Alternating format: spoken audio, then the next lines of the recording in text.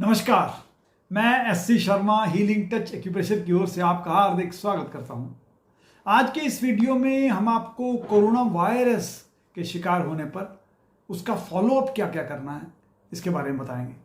सबसे पहले डिस्क्लेमर, केवल कोविड पेशेंट को जो भी डॉक्टर ने मेडिकेशन दिए हैं, दवाइयाँ दी हैं, उन्हें अच्छी तरह लेना है, समय पे लेना है, डॉक्टर की एडवाइस फॉलो करनी है और जो भी डॉक्टर ने गाइडेंस करता है उसे सही मानना है और करना है।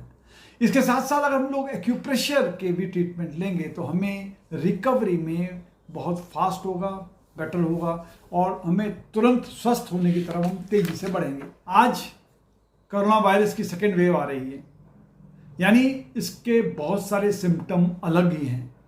पहली वेव में तो हमने देखा था कि हाई फीवर हो रहा है या ड्राई कफिंग हो रही है, गले में खराश है, बॉडी में पेन हो रहा है। अब सेकेंड वेव में ये पाया गया है कि एकदम उसके सिम्टम्स अलग से हैं, कई बार सिम्टम बिल्कुल नहीं आते।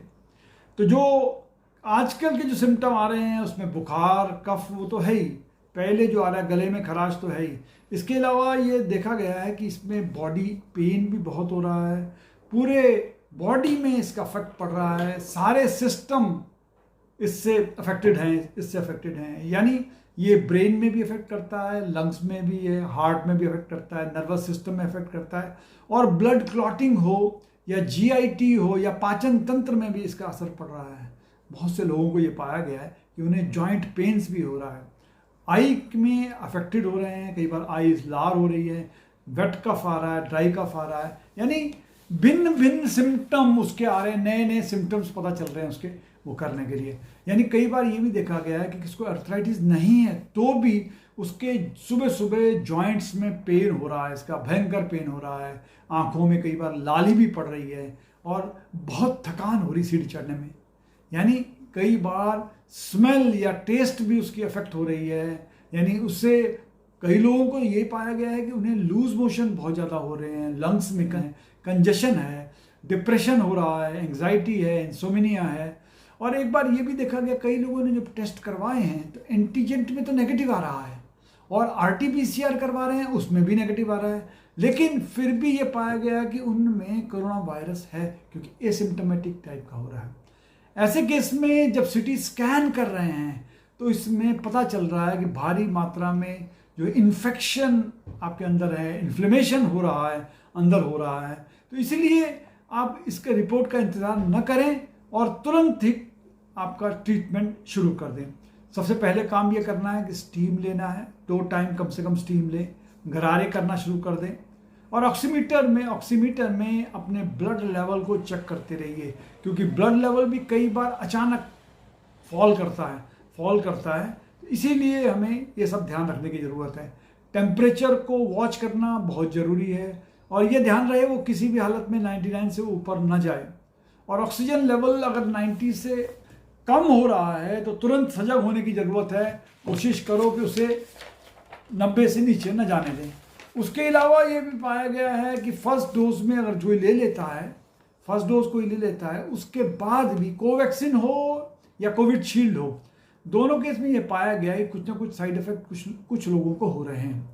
उसमें सिर दर्द भी है, हल्का बुखार हो रहा है, बदन दर्द हो रहा है, टायर्डनेस है, उसके बाद नाक किसी की बह रही है, गले में थ्रोट इन्फेक्शन हो रहा है और मांसपेशियों में दर्द हो रहा है। तो करना क्या है? करना ये है कि हमें एक हमारी एक्यूप्रेशर में है एलर्जी डीजनरेशन मेरिडियन, इसे एडी मेरिडियन में हमें अगर हमारी बॉडी में एलर्जी हो गई है किसी भी वजह से, उसे दूर करने के लिए ये बहुत अच्छा पॉइंट है। याद रखिएगा, ये जो पॉइंट है एलर्जी डीजनरेशन मेरिडियन, ये हमारे मिडिल फिंगर में है, बैक साइड में, मिडिल फिंगर में है, ये बैक साइड में टुवर्ड्स रिंग फिंगर, यानी ये जो काले रंग लगा रखे हैं ये सारे एलर्जी जनरेशन मेरिडियन के हैं। केवल 6 पॉइंट हैं और बहुत आसान है इसे लगाना, इसे बहुत आसान है। इसमें केवल 6 पॉइंट है। एडी याद रखिए, एक बार मोटा मोटा याद रखिएगा, AD1 पैरों की समस्या यानी नाभि तक की होने वाली समस्याओं को डील करता है। AD2 है नाभि से लेके पूरा चेस्ट रीजन, गले तक ये पूरा AD2 कवर करता है। और हेड रीजन में जितना भी होता है ये AD3 होता है। इसमें होने वाली समस्याओं के लिए हमें AD3 लगाना पड़ेगा। इसके अलावा देखिए AD, उसके बाद हम पॉइंट वाइज देखें तो AD1 ये है जो नाखून के पास है, मिडिल फिंगर नाखून के पास, ये देखिएगा यहाँ पर है। यानी अगर हम गड्ढे इधर पीछे की तरफ से दबाएं, पीछे की तरफ से दबाएं तो यहाँ पर एक पॉइंट नजर आएगा, यहाँ पर एक गड्ढा नजर आएगा। ये है AD1। AD1 मैंने बताया जैसे कि पैरों की समस्याओं में डील करता है। और ये कोई भी इन्फेक्शन हो, यानी बिलो डायफ्राम अगर कोई इन्फेक्शन होता है, कोई केमिकल एनर्जी अगर बॉडी वो अंदर प्रॉब्लम कर रही है, कोई अगर एलर्जी ऑफ ब्लड है, ब्लड की एलर्जी कोई है या स्किन की कोई एलर्जी है, वो सारी प्रॉब्लम AD1 में करती है। उसके बाद 1B जो है ये CMP है, इसको हम 1B कहते हैं। ये भाई ये दूसरी हड्डी में सेकेंड जॉइंट, फर्स्ट जॉइंट के बाद जस्ट नीचे उतरते ही यहाँ पर एक गड्ढा है, इसको AD मेरिडियन में 1B कहते हैं। AD1B का मतलब इसमें है कंट्रोल मेजरमेंट पॉइंट, यानी ये पूरे शरीर में कोई अगर वो आ रहे हैं, बदलाव आ रहे हैं या केमिकल एनर्जी से कुछ प्रॉब्लम हो रही है तो पूरे शरीर के लिए ये बहुत बढ़िया है। ये शरीर में कहीं भी अगर ऐठन आ रही है या एलर्जी, किसी भी पार्ट में एलर्जी हो रही है, उसके लिए ये एक अच्छा पॉइंट माना जाता है। उसके अलावा AD2 और मैंने बताया AD2 और AD3 हैं, हम केवल इतने ही पॉइंट लेंगे। AD2 ये है, ये वाला AD2 है, यानी पहली हड्डी, दूसरी हड्डी, तीसरी हड्डी के जस्ट होने के पूरे यहाँ पर है, यानी इससे पहले चौथी हड्डी से पहले 1 2 3 के बाद ये है AD2 है। यहाँ भी गड्ढा है, आप देखिएगा गड्ढा है यहाँ पर, ये AD2 है। AD2 में कोई भी अगर अस्थमा हो रहा है, किसी को अस्थमा हो रहा है, थ्रोट इन्फेक्शन हो रहा है, प्रॉब्लम हो रही है, सर्कुलेशन हो रहा है अगर बॉडी में टॉक्सिन्स का, उसके लिए यही पॉइंट है। AD3 पॉइंट जो है ये देखिएगा, ये हेड रीजन का पॉइंट है, ये AD3 है। इस हड्डी के जॉइंट के बाद ये वाला पॉइंट है, ये जो AD3 पॉइंट है। हेड रीजन में होने वाली समस्याओं के बारे में ये है। और इसमें कोई भी एलर्जी अगर हो रही है, हमारी नाक में कैविटी, अगर नाक के छेदों में अगर प्रॉब्लम हो रहा है या भर गया है, नाक भर गया है या साइनस हो गया है, कोई भी एलर्जिक रिएक्शन इस एरिया में हो रहा है, उसके लिए जिम्मेदार यही पॉइंट है। इसे पॉइंट को हमको दबाना होगा। करना क्या है, करने के लिए ये है, पहले थोड़ा स्टिमुलेट कर दीजिए, किसी भी चीज से स्टिमुलेट कर दीजिए। उसके बाद यहां पर ब्लैक कलर लगा दीजिए। सिंपल बात है, ब्लैक कलर से इन्फेक्शन सारा दूर होता है, खत्म होता है। तो ये जहां पर इन्हीं जगहों पे खाली ब्लैक कलर लगा दीजिए, पहला काम ये करिए।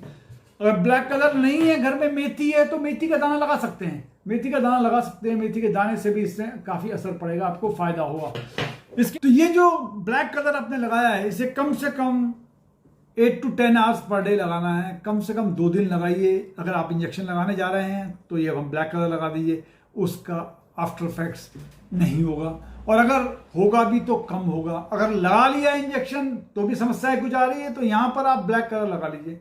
इससे बॉडी के अंदर जितना केमिकल रिएक्शन हो रहा है, एलर्जी हो रही, उसमें आपको बहुत फायदा होगा। आज के लिए इतना ही, अगले एपिसोड में फिर मिलेंगे नए पॉइंट्स के लिए। तब तक के लिए नमस्कार, टेक केयर।